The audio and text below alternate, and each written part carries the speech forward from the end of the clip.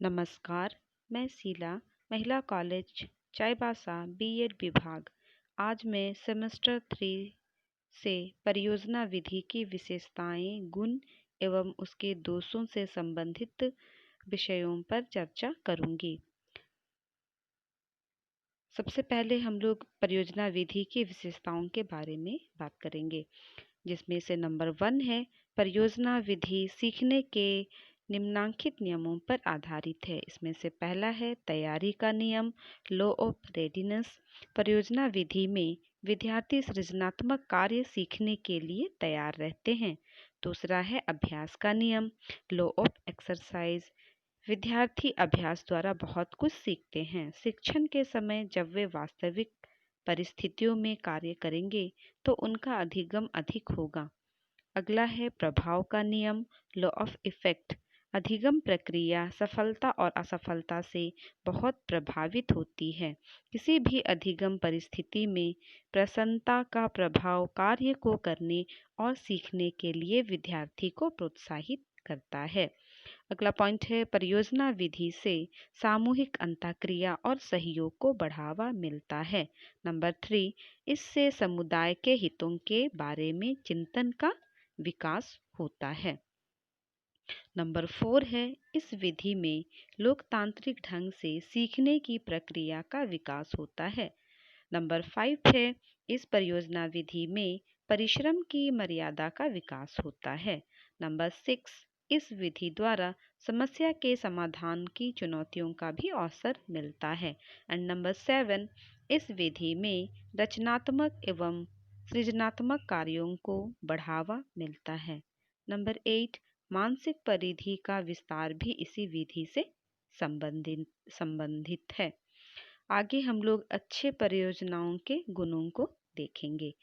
इसमें से नंबर 1 है एक अच्छी परियोजना का सबसे पहला और आवश्यक गुण यह है कि वह परियोजना उद्देश्यपूर्ण एवं लाभदायक होना चाहिए। दूसरा, विद्यार्थियों को परियोजना कार्य की स्पष्टता होनी चाहिए। तीसरा, परियोजना से प्राप्त अनुभव लाभकारी होने चाहिए। नंबर 4, परियोजना विद्यार्थियों को मानसिक एवं शारीरिक रूप से व्यस्त रखे। नंबर 5, परियोजना कार्य अवश्य पूरा किया जाना चाहिए। एंड नंबर 6 है एक अच्छी उत्तम परियोजना वही कहलाती है जिसमें विद्यार्थी एवं अध्यापक दोनों ही सक्रिय हो, परंतु इसमें विद्यार्थी की सक्रियता अधिक होनी चाहिए। नंबर 7 है परियोजना सस्ती होनी चाहिए एवं उसमें समय भी कम लगना चाहिए। नंबर 8 है परियोजना समुदाय के आवश्यकता के अनुरूप होनी चाहिए। नंबर 9 है परियोजना कार्य चुनौतीपूर्ण होना चाहिए। एंड नंबर 10 है परियोजना कार्य उपलब्धि योग्य होनी चाहिए। आगे हम परियोजना विधि के डिमेरिट्स या उसके दोषों को देखेंगे।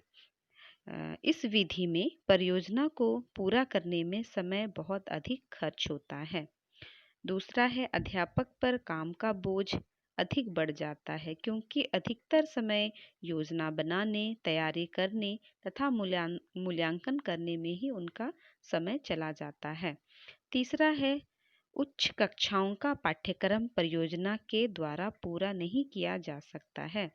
और नंबर 4 है परियोजना के लिए संदर्भ सामग्री का भी अभाव रहता है।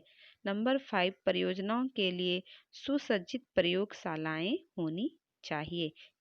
इस प्रकार यह विधि बहुत ही खर्चीली है।